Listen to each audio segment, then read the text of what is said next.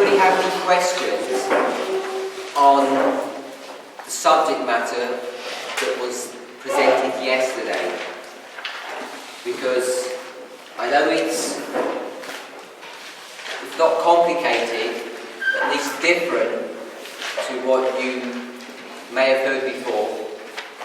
It may challenge you in your understanding of the nature of sin.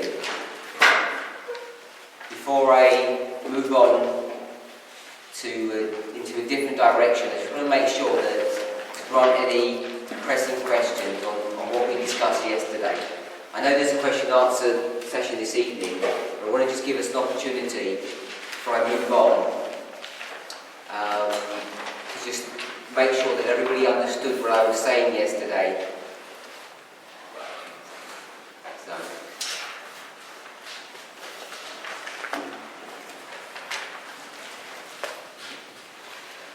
Does that mean it's crystal clear to everybody what I said? Yes? Okay? So, just to summarise what I'm trying to get us to understand. The nature of man is threefold.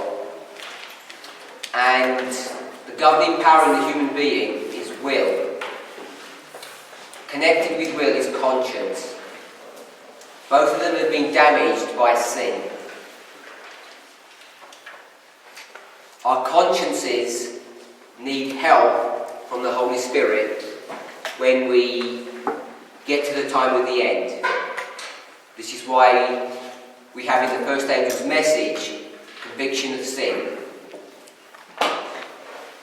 Can't emphasize enough, this is not moral sin that's being addressed, it's prophetic sin. Our problem is prophecy, not morality. There seems to me, in my opinion, be an undue emphasis on the subject or the issue of morality. In the sense, not that we should not understand or practice or be moral beings, that's not what the point I'm trying to make, but it's to suggest that we don't understand how to behave. It's my contention that Adventists, by and large, understand how morality works. Or if you want to use the idea of reforms, most of us are aware of what's going on. And it doesn't take a lot, if you're not aware, to correct any misunderstanding of thoughts and ideas on that subject. Then we spoke about sin. Why do we sin? It's my contention again that we sin through choice, not through nature. I believe that can be demonstrated when you go back to the origins of humanity, and we see that Adam and Eve were both capable and willing to sin in sinless natures. Sin is a mystery, it's unexplainable. So I don't attempt to explain how a balanced human being can sin, except to say that it's all a matter of choice. If you choose to do something that's in disagreement with God's will, that by definition is sin. That's what happened to Adam and Eve. So when we come to our own situation and we talk about sinful nature, it's not addressing the issue that our natures have become so damaged that we cannot stop ourselves from doing sin. What's being portrayed is that our natures have become distorted and warped, and we've understood what that distortion is. It's a lack of balance between the lower powers and the higher powers, between the heart and the mind. These are in tension. And the will begins to be overwhelmed by this tension and ends up capitulating or submitting to our lower powers. Remember, the lower powers have their seat in a human being. Now, I don't want to pretend the 6,000 years of sin haven't taken their toll on us and don't have a part to play in this struggle that we have as human beings. It does. It has an influence, but it's not the complete story, or it's not the solution to the problem, if I can say it that way. A question was brought up before about habits. So habits have their part to play, but they're not the solution, again, to the problem. So once we realise that sin is a choice and not an issue of nature, it explains a lot. One of the things that it does explain, there's a controversy in our movement, is that the Lord is not waiting to do some great work for us of making us righteous or dealing with the sin problem at midnight. We could demonstrate that. I'm not sure if I'm going to have time to do that in the way that I'd like to, but maybe we will.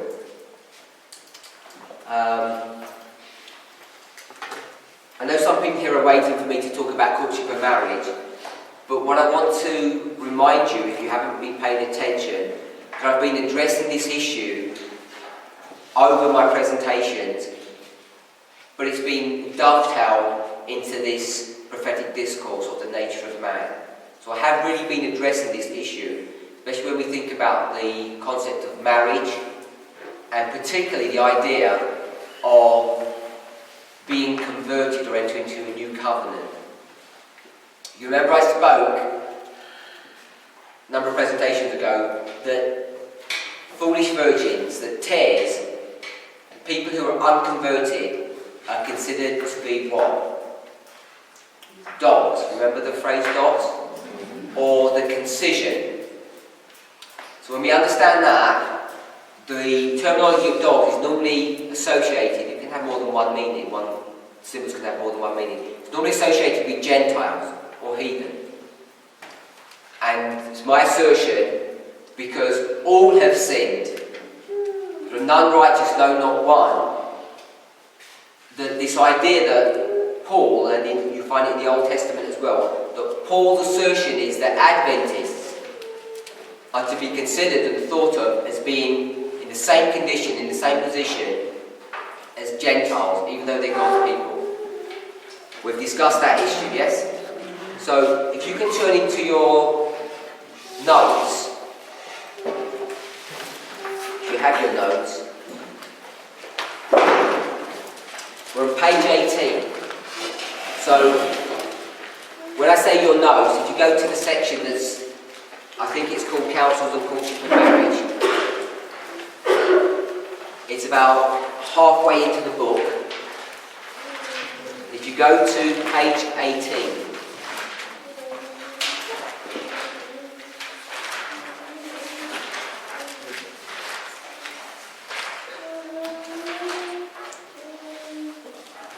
are we all there?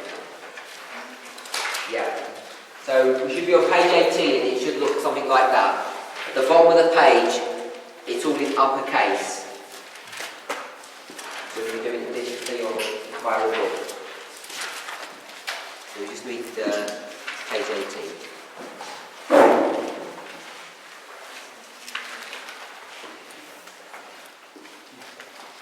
We're at the very bottom of the page. It reads, in this letter, published in Testimonies to the Church, Volume 5, Ellen White defines what an unbeliever is.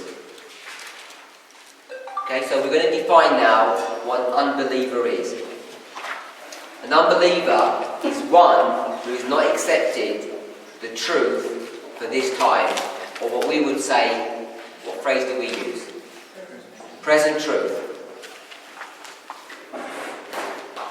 So, if you go to the page 19, you'll see it's a letter that Ellen White's writing to Laura. So you know what Laura's problem is. If you look at the header, it says United with Unbelievers. This is the section in the document that we're dealing with. United with Unbelievers. So, I presume we all know that you're not allowed to marry an unbeliever. Yeah?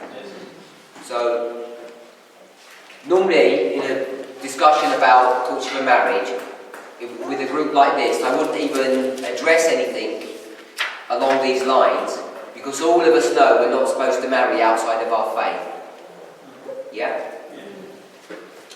Problem that we find this far along in our reform line, as we're approaching the close of probation, midnight, for ourselves, is how do we define what an unbeliever is?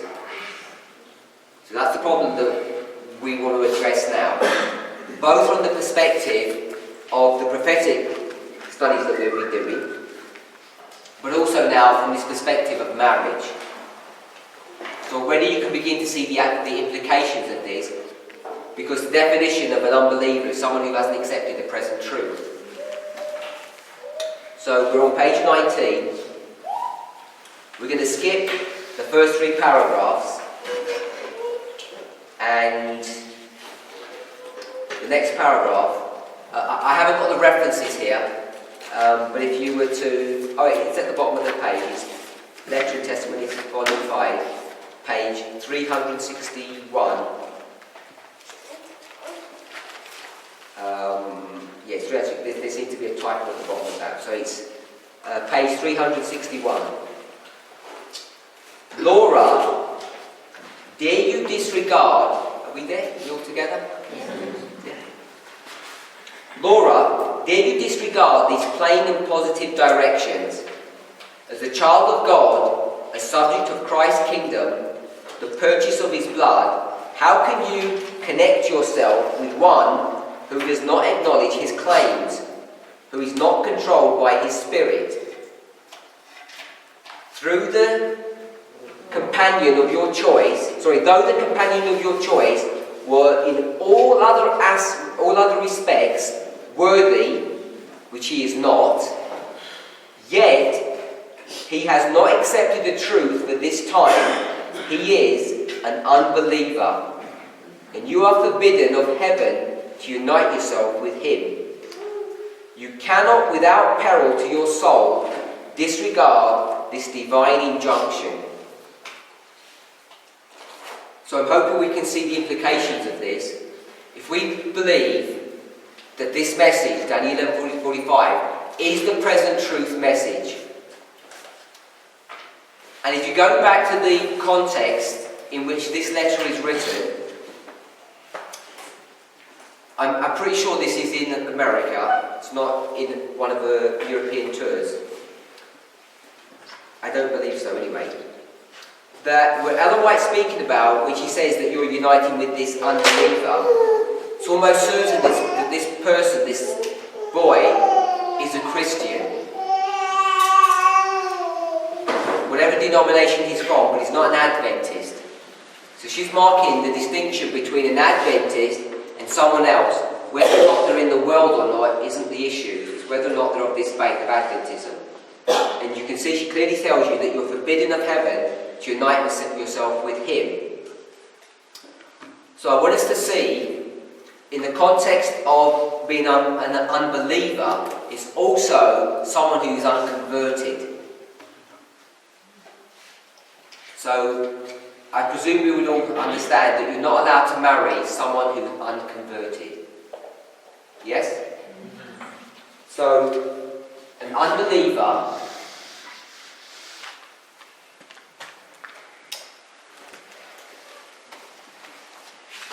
is someone who's not of your faith.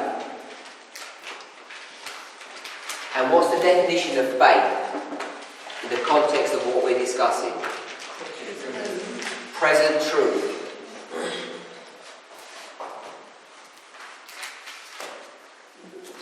So either they reject or they do not know the present truth.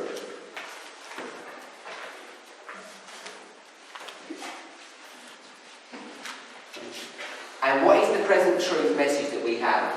We could say Daniel 11:40-45, but it's what? It's the redemption of his people, or the everlasting gospel.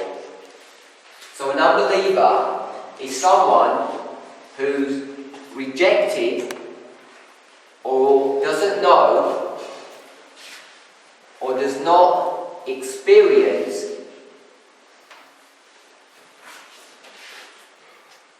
the everlasting gospel.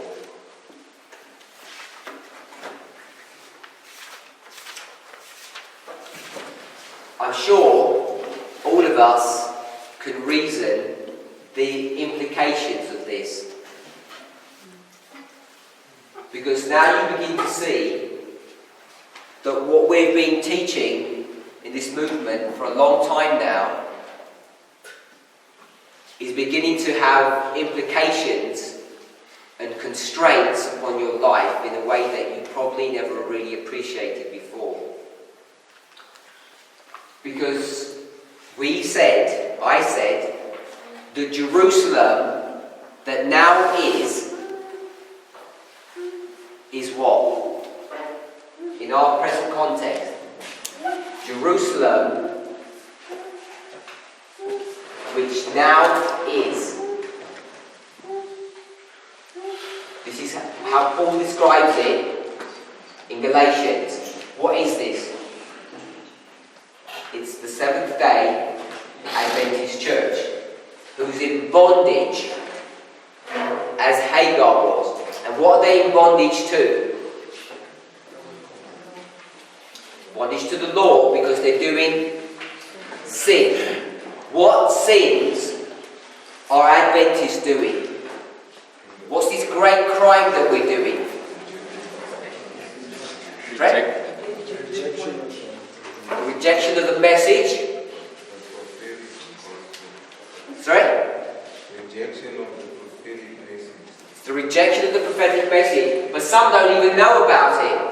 They haven't even come to a place of rejection yet. So the Levites, at least some Levites, some Levites might be fighting, but most Levites don't even know what's going on. So, what crime have they committed?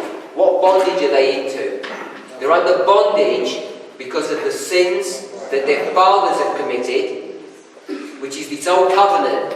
The fathers have done what? Eaten sour grapes. The children's teeth are set on edge. The children are paying the price of the sins of their fathers. Yes? So we discussed that. So if you're part of the conference structure, or if someone's part of the conference structure, and you're part of this movement, you begin to see how this definition of unbeliever begins to impact and constrain us. So what's the implications of this? Because if you're looking to enter into marriage, could we say that we shouldn't, or it's not advisable to marry someone who is just a regular Adventist? Forbidden, it says forbidden. Forbidden to marry someone who's an Adventist, who's a regular church-going Adventist. And in all respects, is that what we read? Though the companion of your choice were in all other respects worthy. Are Adventists in all other respects worthy? They are. Adventists are worthy. But on this one point,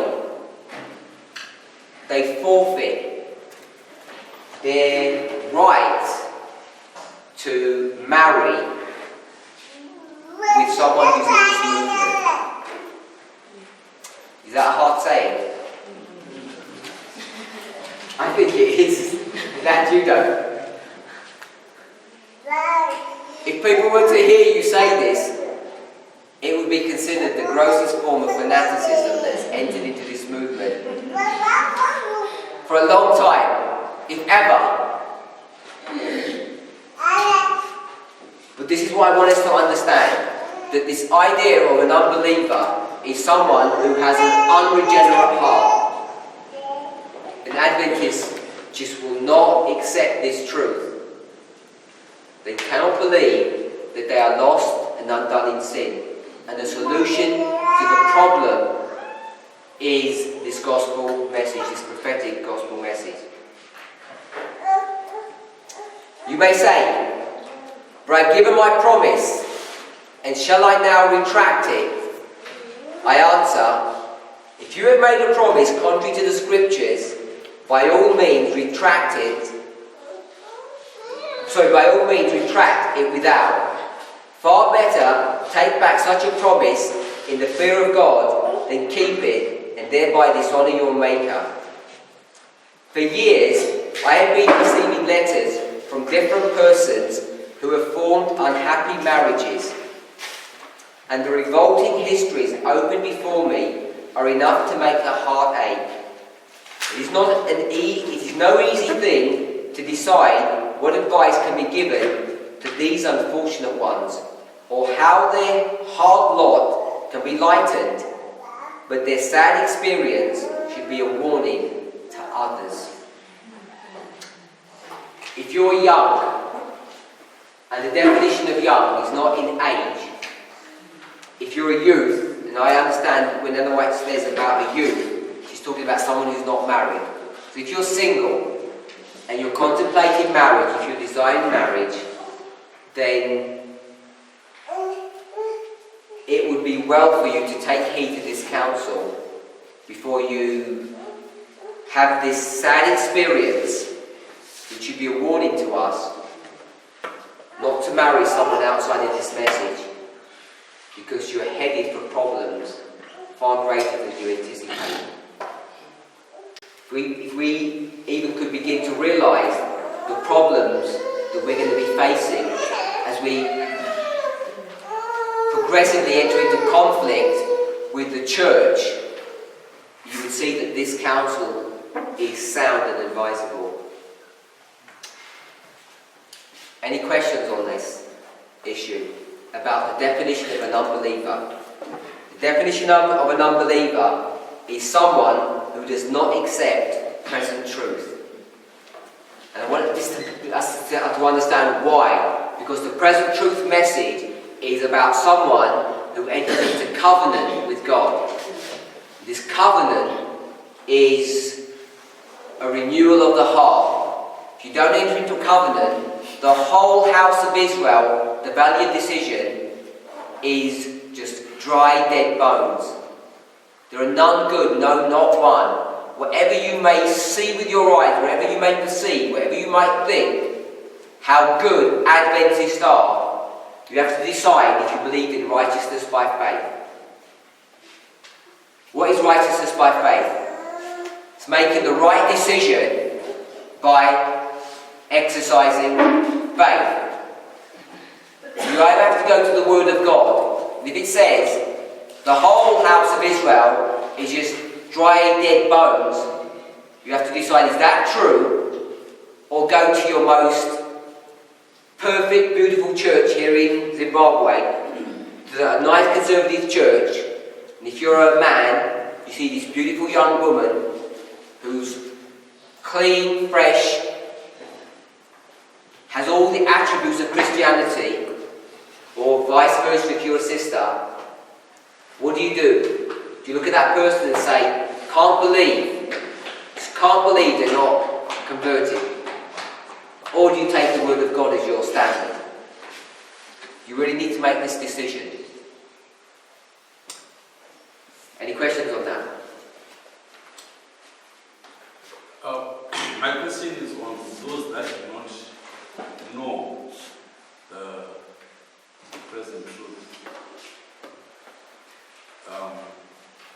They are unbelievers because they do not know present truth. Yes. But all of us here, we did not know the present truth. Then we got to know about it and we believe it, and then we got converted to the present truth. So my question is, now that we have heard and we've come to an appreciation of the present truth, are we then not supposed to go to our Adventist friends and teach them these things so that they also know and they get into the same experience as we are? So not only when you said, are we supposed to, the word that I will use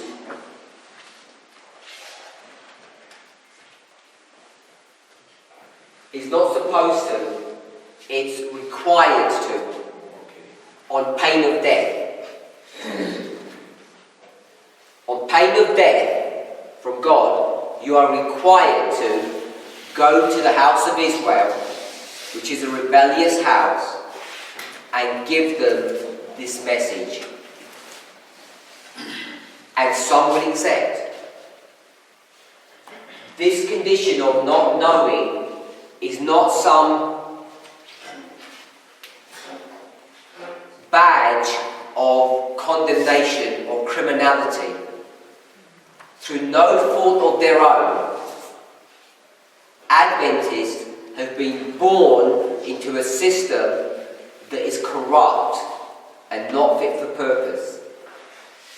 It's not a condemnation on an individual. Even the whole church as a whole, excluding the leaders, the laity, are not at fault. Remember Steps to Christ we read. What you need to understand, and the reason they don't understand is because they've never been educated. So I want us to really understand this, that in my presentations, when I talk about this group of people, it's not with some kind of condemnation that I say these things. We are required to go to the house of Israel, and if you do not, their blood, when they die, which they surely will, because they're unconverted. If you're unconverted, for whatever reason you remain unconverted, you have to die. God can't break the rules. But the person who had opportunity to help that unconverted person, if they don't follow through with that calling, they will bear the responsibility of that punishment as well as the person who will die. So both people will end up dying, but the greater condemnation will be upon us. So I want to make that clear, if it wasn't clear. In Revelation 10, it speaks about the eating, which is sweet, and the digestion, which was bitter. That bitterness was what? It was the great disappointment, October 22nd, yes? But in Ezekiel, what's the bitterness that he is experiencing when it's sweet in his mouth? What's the bitterness that he's going to experience? Because it's not the same context. It's not talking about October 22nd. You can't find that in the context of that chapter. The bitter pill that bitter experience that he has to face is what? The rejection of the message by his brethren. And most of us don't like rejection. We don't want to confront people and get into an argument because we don't like to fight. Because someone said the other day, is that the character of Christ? To actually start fighting and getting into conflict with people. And my answer to that was, most of us, I think, are not really fully understanding what the character of Christ is in all its manifestations under all circumstances. So these bitter experiences, we're required to go to our church and give them this message, because most people won't accept it, and by and large it will cause conflict and trouble. As an example, so if this is true, and I believe that it is, this is bitterness. If you're in this message today and you already have thoughts and ideas about someone who's not in this movement that you feel attraction to, I suggest that this is a bitter experience for you to have to deal with. That now someone is saying, actually you're not allowed to marry this person. And then you get to the problem that if you say you're not allowed to marry this person until they get into the movement, if you're not careful, you begin to draw them into the movement for the wrong reasons. Then it becomes difficult.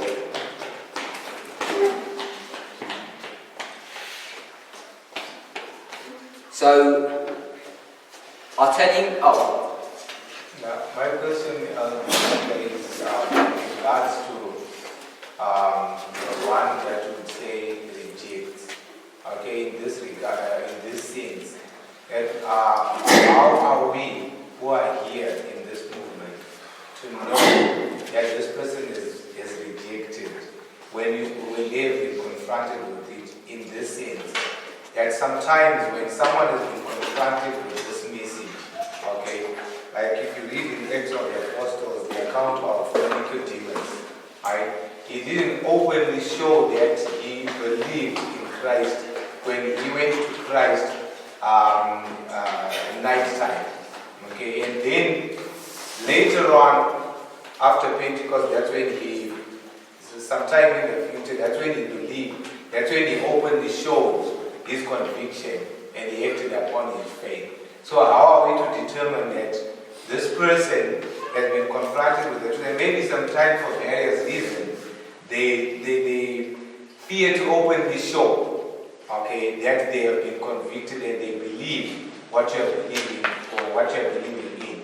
But they just don't come, maybe they just don't come here, for reasons they just know to themselves. So how are we to determine and how are we to know if I make myself clear?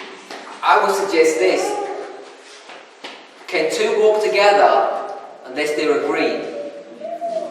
If you're looking at, if you're a sister and you're attracted to this man, and this Sabbath you're in this meeting room and his conference church over there, what's he saying to you?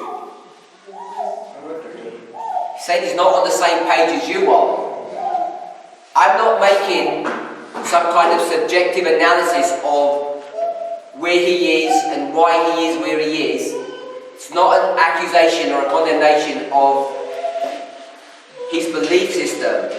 What I'm saying is the sister needs to realise that he's not walking where she's walking.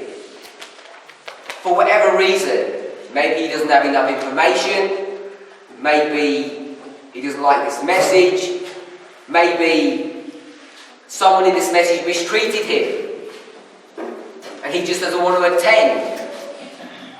Whatever the reason is, when it comes to the subject matter of marriage, he's not walking with the sister. They're not together, and therefore he shouldn't be, or she should not be contemplating marriage with this person. Whatever his motivation of why he's doing what he's doing is. So this is not a prophetic study to condemn people who don't accept this message because it wasn't delivered properly to them. So I'm not saying they don't have an opportunity. But if you take this history of Nicodemus, when he speaks to Christ, why is he speaking to Christ when it's pitch black? So that no one can see him, because he's ashamed of being seen with Christ because of his high status. And Ellen White says, she calls him the proud Pharisee. And what's bad about Nicodemus, because sometimes you think he's so good, is that when Jesus talks about being born again, he understands exactly what Jesus is talking about. His problem is, what is his problem? Because the born again experience is being applied to whom? To him. And he can understand it. He went into his mouth, he worked it out, but when it hit his heart vomited it out. He said, I'm not accepting this. The proud Pharisee will not accept that he needs to be born again. Because the born again experience is for whom? Gentiles. You know, this born again experience is nothing new. The Jews had the same understanding, they had the same phraseology when applied to Gentiles. But when it comes to self-application, they don't accept it. This is the Laodicean condition. Do we all know that the church in the time of Christ was Laodicea? Yeah?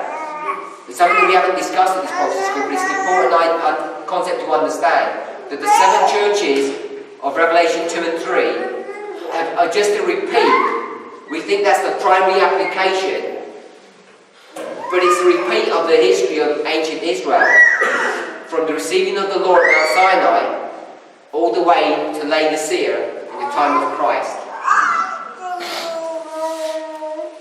Anybody else have their hand up? Like the issue of wheat and tears, how then what do we use to measure? Because you're both in this movement, you've accepted the prophetic way of it. Which part do you use to determine the choice of the person? The moral part or the... So my sister's question is this. I was waiting for this question. I was surprised it must be in your mind. If I'm saying you can't marry an unbeliever, and it's clear to see if they're not here today, they're a what? An unbeliever, because they didn't want to come to this prophecy school. So that's easy to determine, whatever their reasons are. But we've also defined unbelievers as tares. Now remember we said the wheat and the tares are the 12 disciples and the church, the conference structure. But we also said that the wheat and the tares are the 11 and the 1. Yes? Whether you think of it external to the movement or internal to the movement. So, what do you do then? You say, well, how do I know who the unbelievers are? Because they all profess to accept the message. So my sister's question is, when you look at the tare, do you analyse it by their morality or by their prophecy? So I've addressed this issue numerous times. You can't address it through morality because you don't know who's good and who's bad. Yes? Do you accept that premise, my sister? You don't know tares by their morality. You just can't tell. Because this is the hand-up that Adventism has got. They say, we don't need your little prophetic message over here because we've already got the Adventist message, by which they really mean the Reform message. Because we're saved by reforms, we're saved by works. So we don't need this extra bit. So the solution to this problem is easy, isn't it? Matthew 25, the midnight cry, close of probation, shut door. 1840. No, we won't put 1840, we'll put April 44. So, the wise and the foolish are here, and they're travelling along, and they get to when Christ is supposed to return. He's supposed to return here, isn't he? In April 1844. And he tarries. The bride is ready, but she needs to patiently wait. So, they sit here tarrying all the way through. At the midnight cry, the foolish fall away. And then they enter into marriage. So in this history here, you only have what? Wise.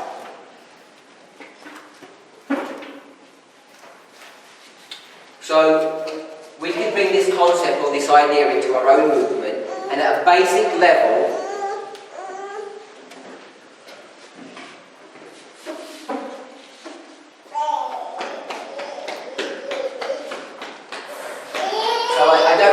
how familiar we are with predicted before midnight and its relationship to midnight, but if I were to say that the foolish and the wise get separated at midnight, I think they get separated before, but if we separated them at midnight, yes? So if we did this midnight, and say we say this was midnight cry, and say we said this was 9/11, that's not quite correct. Because that should be midnight and this should be predicted before midnight. But we say we go with this, the simple version. So my sister's question is, if you're not allowed to marry unbelievers, and we've got a number of unbelievers in this congregation, for sure. Yeah? So we're not all weak. We're not all wise. I don't know well enough to make that assertion, but prophetically, in a group this size, you're going to find some. So what would be the sensible thing to do? If you're not sure, you say, oh, here you are, young man, likes this attractive sister over here, all looks good, but she's a foolish virgin. And he can't tell. So what should he wait for?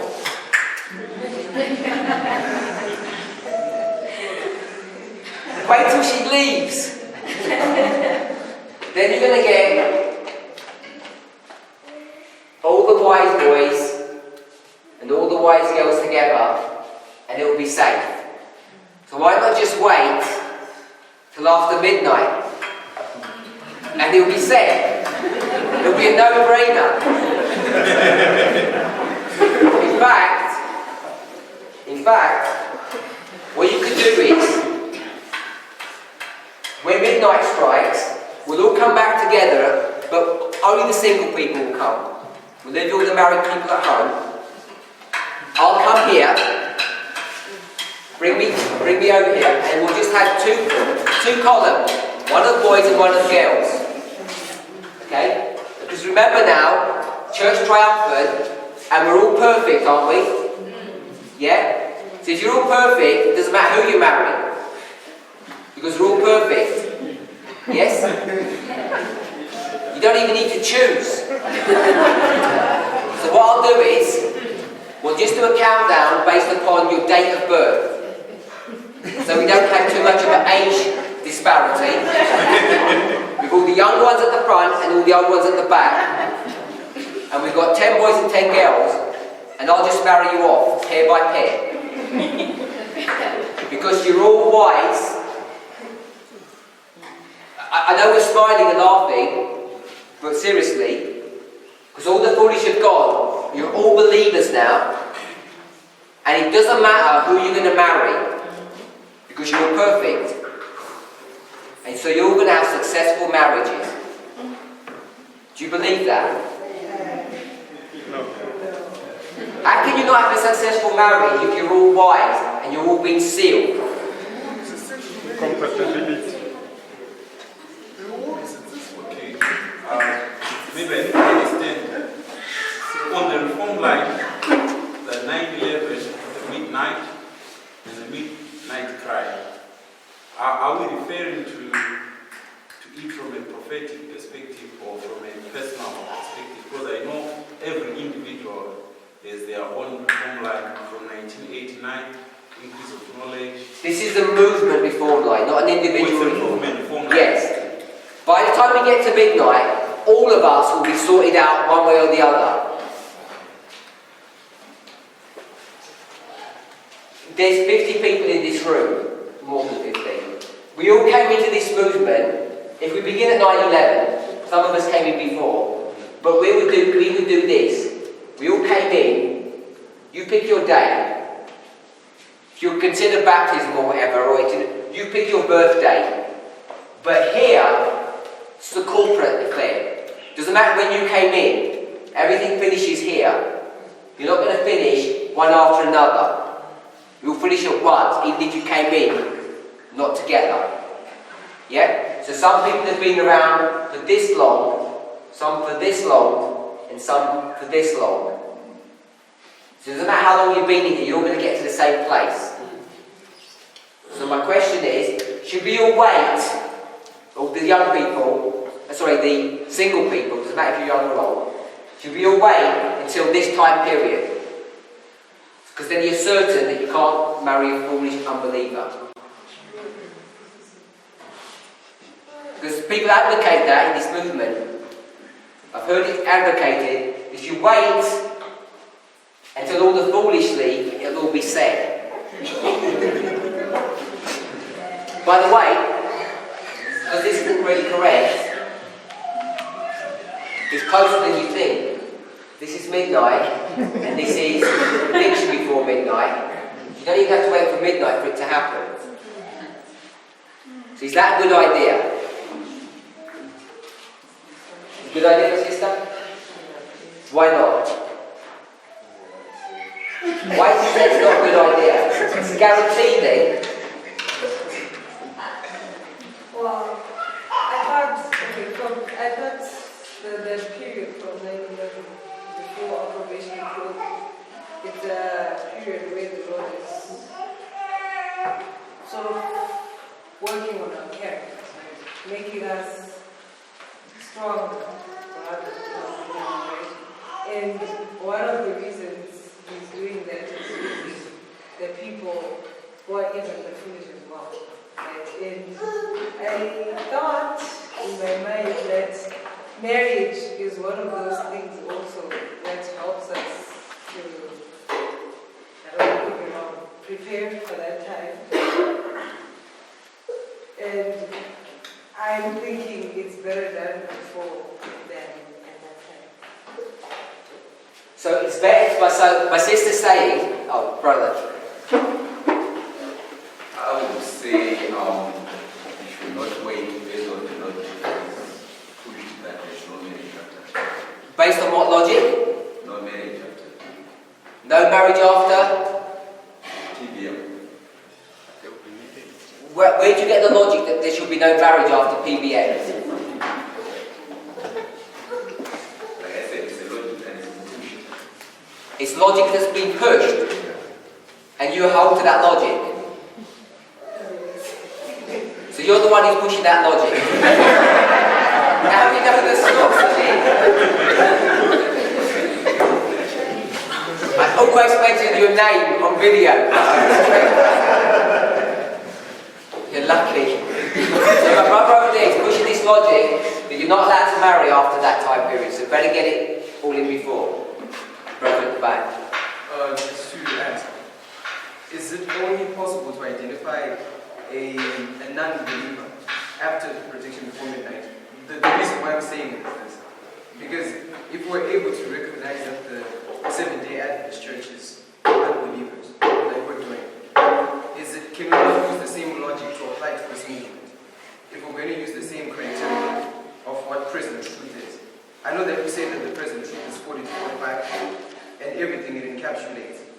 But my question would be, what of someone who's not keeping up with the advancing light at this time, which you would term present truth? For example, the Battle of Harare is the message that's been opened up now. And you have people that are not subscribing to it. Do we not define those people as unbelievers way before midnight and the protection before midnight? Yes. So his point is that we can identify the wheat and the tares by their acceptance or rejection of this prophetic message. That was the problem. Is if I ask you now, who rejects raffia?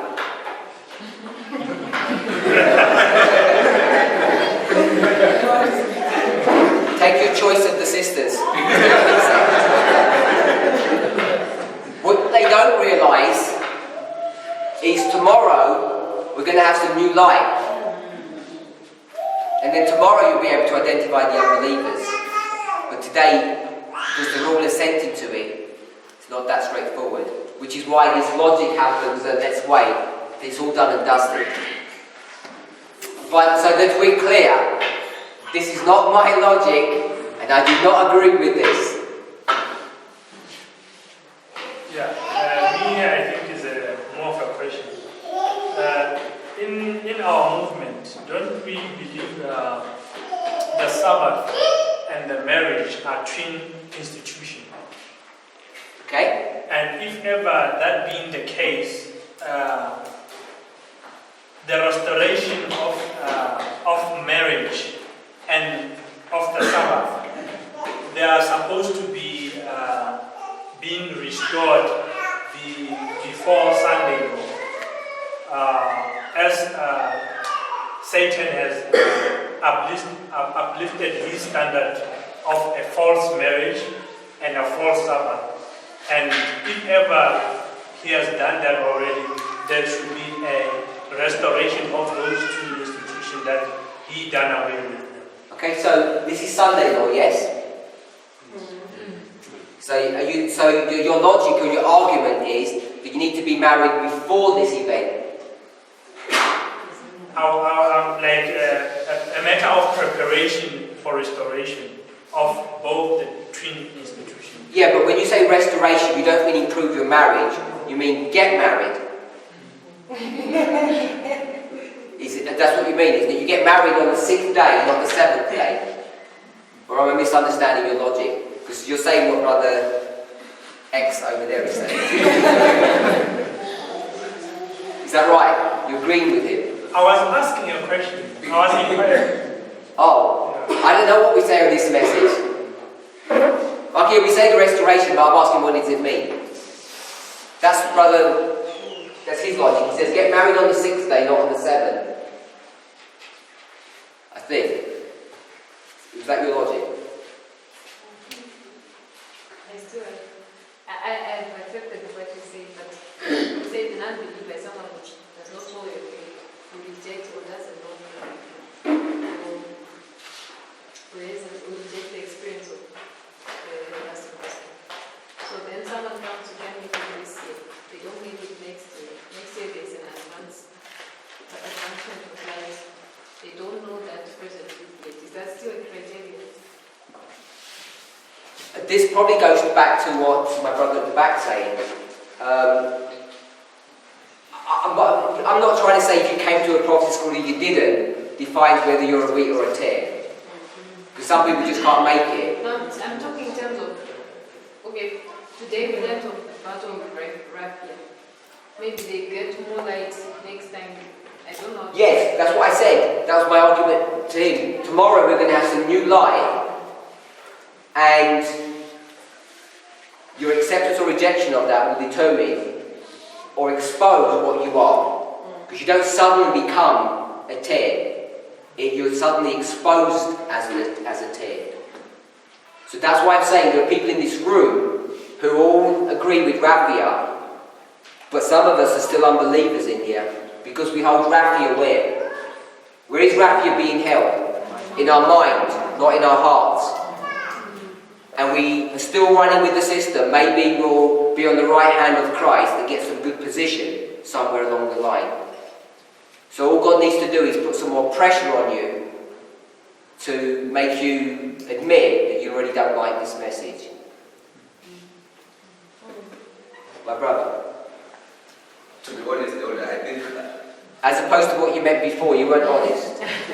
No, I'm saying that logic that I said before, to be honest, it's not just in the movement, but it can be in this room. So if you are able to clear it up for us. This movement is this room. This room is this movement. They're the same thing. So if you are able, maybe just to shed light on it.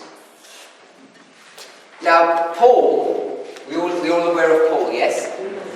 Paul can be considered, depending upon the application that you make, as what? A priest and a Levite. Yeah, you can consider him both, depending on the context. Yes? Because when Paul gets converted, the road to Damascus, who does he have to go to?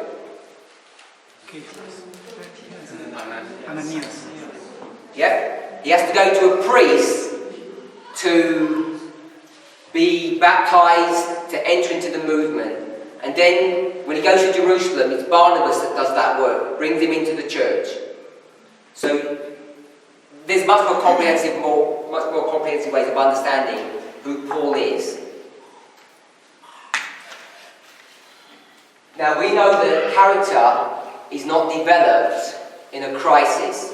Yeah? It's exposed. And I think someone said that as well. I think it was my sister, she said that, marriage develops character, we're supposed to develop character here, so better to get married here than afterwards. And I think that logic is quite reasonable. We're going to be in a crisis time here.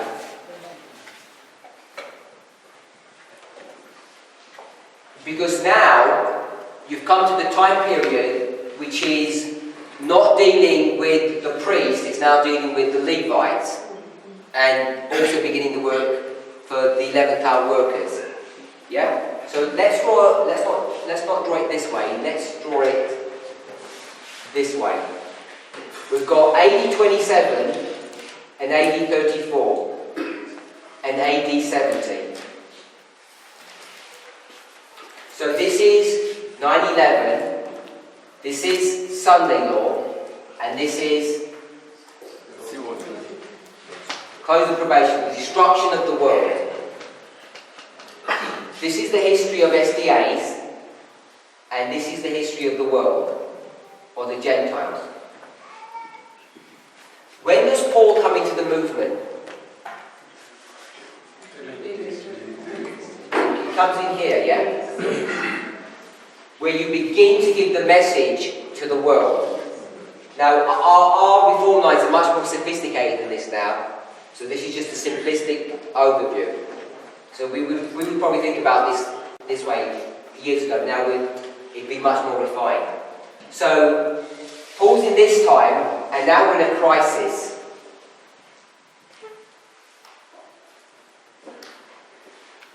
And if we go to 1 Corinthians 7,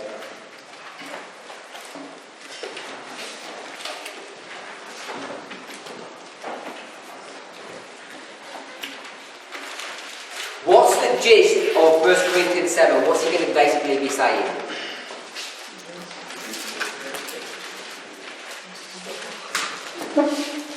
It's about marriage, isn't it? Most of the chapter is about marriage. What's he saying about marriage?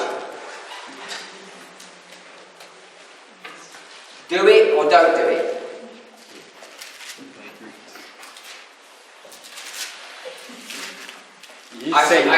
All the single people should know these chapters, shouldn't they? And they're not answering them. You've not read it. He's advocating more. Sorry? He's suggesting that you don't. Yeah, the whole gist of the chapter says don't get married. Yes? But Paul's in this history, in this crisis. This is the time period when the gospel has gone to all the world, isn't it? Yes? Are we okay with that?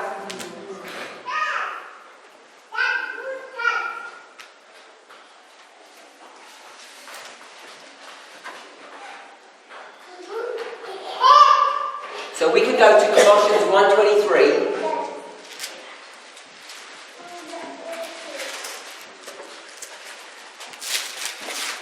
If you continue in the faith, grounded and settled, and be not moved away from the hope of the gospel, which ye have heard, and which was preached to every creature which is under heaven, whereof I, Paul, am made a minister. So Paul's a minister here in his history. And what angel is this? Which angel's history is this? The third angel. And this is the history of the second angel. And this would be the history of the first angel. So when you get into the history of the third angel, you've hit a crisis, and character is not going to be developed, it's going to be demonstrated or manifested. So we've got a demonstration.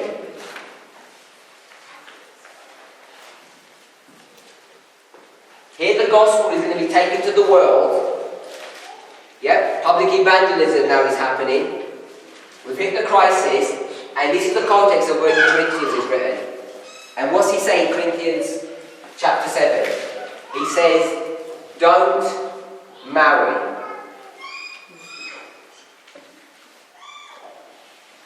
So I would suggest, based upon this logic, that if you're waiting to get rid of all the foolish virgins before you marry, because then it will be safe, because we're all perfect, you've probably left it too late. I'm not saying you're forbidden to be married in here in this time period, because even Paul doesn't forbid you to be married. If you read Corinthians 7, it says, in my opinion, it's best not to. So, with Paul, I would suggest it's probably best not to marry in the history of the third step, but rather in the second.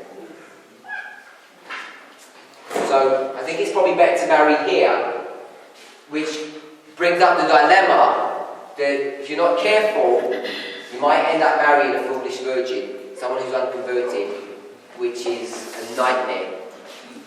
The worst nightmare that you could ever imagine. So I've run out of time. So we'll continue this thought, this idea in my next presentation. And just so that we make sure everything...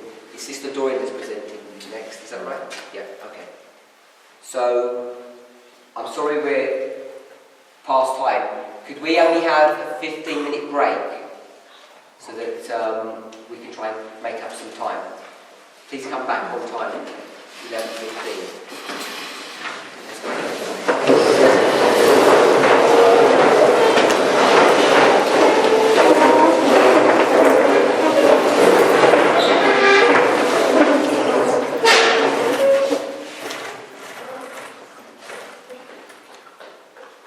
Heavenly Father, we thank you for your goodness and mercy as we consider the subject of marriage and how we should approach this ordinance. We realise that this is such an important issue that we enter into holy ground when we discuss this subject, and we should take our shoes off our feet. Lord, help us to realise, even though it may be bitterness for some people even bow down before you now, that you counsel us not to marry unbelievers.